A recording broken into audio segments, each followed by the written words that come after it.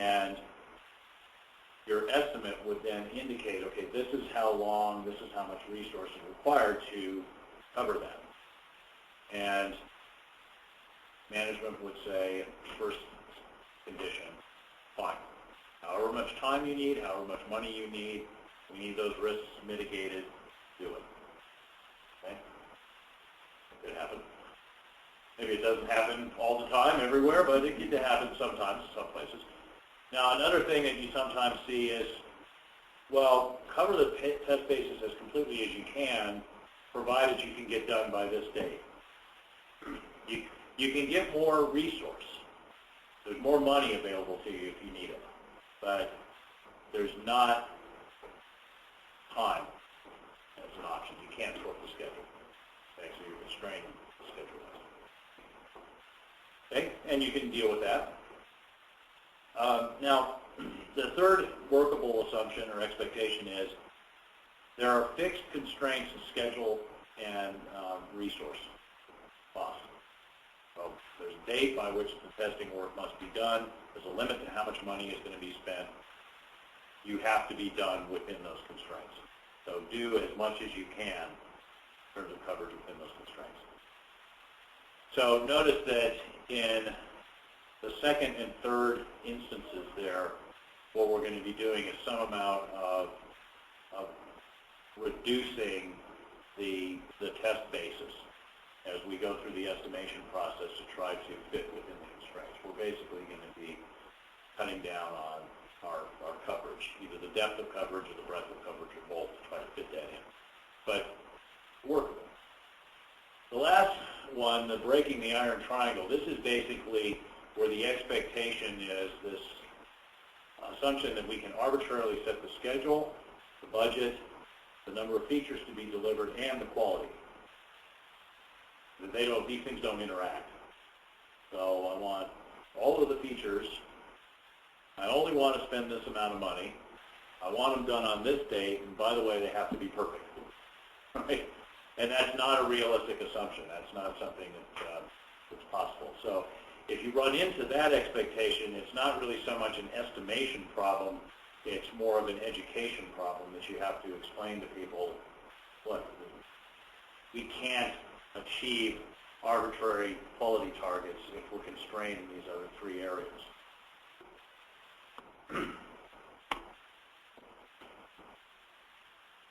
Okay, so let's assume that we can get the expectations set properly across ourselves and all the stakeholders. So we all have agreed to which of the three workable scenarios we're in, right?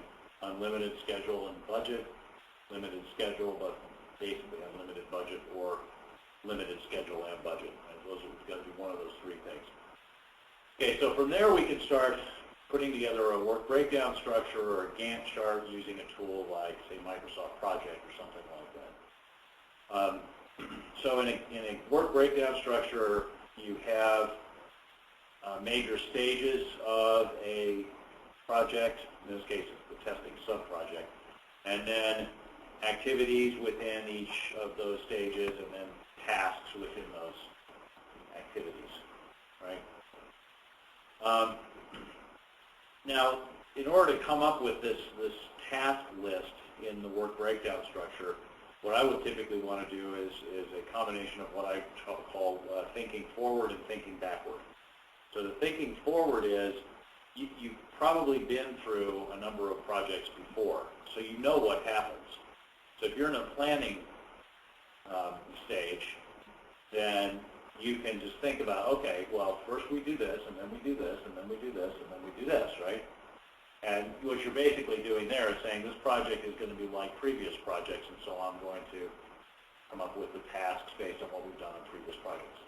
That's thinking forward. Thinking backward is to look at your risk analysis, and in your risk analysis you identify what you were going to test and how much, right?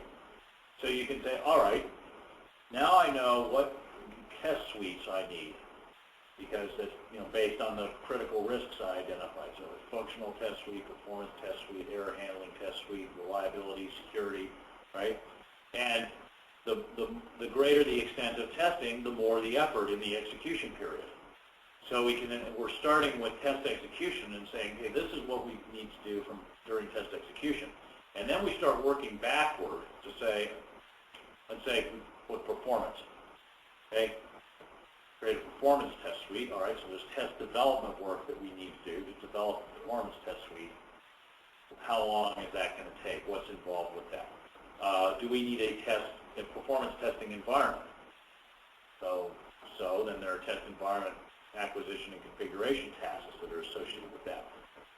Maybe we're using a tool that nobody knows in the team. So do we have to hire somebody to bring in some knowledge or have some training done to bring in some knowledge? Something. What staffing tasks might apply to this? And then maybe we even want to have a separate performance test plan, so there might be some planning tasks that are associated with this. So that's what I mean by thinking backwards. You look at everything that was identified in your risk analysis and you ask yourself, what would I have to do throughout the entire project to make sure that when I get into test execution, I'll be ready to perform the level of risk mitigation that we said we were going to do. Okay? Now you want to break this down so that the tasks are relatively short in duration. A day, 2 days, 3 days, maybe 5 days, outer limit. The reason that you want this to be fine-grained is that if you're going to use it to track your project as you go forward, in other words, like on a every other day or twice a week basis, you're going to go through and check to see where you stand on your work breakdown structure. If the tasks are too big, then you can get way behind schedule before you realize that you're way behind schedule. So you want to use this fairly fine-grained breakdown. But you don't want to get smaller than a day, in my experience. When you start having these 4-hour and 2-hour tasks, it becomes unmanageable. So you want it to be like a day, 2-day kind of thing. And ideally, each task ultimately will have a single owner. That's another good rule of thumb, is that you have one person that owns the task. It's not something that's owned by multiple people. Okay, so let's look at a hypothetical case study here so to put this in some context. So assume that you're the test manager working on a project to develop a video game. You have yourself on your team, 2 test engineers, and 5 test technicians. You are responsible for the system testing of the game prior to release. You're following primarily a V model or sequential kind of life cycle. I could have done this for Agile or pseudo-Agile, but I picked V model just because. Your test strategy is risk-based, scripted, manual test cases, primarily some amount of automated load and reliability testing mixed into that. So your initial work breakdown structure might look like this. So you see we have, here are the stages. You've got planning, test development, test environment, and test execution. We didn't have any staffing here because there wasn't any, we had an existing team we were going to use. Okay.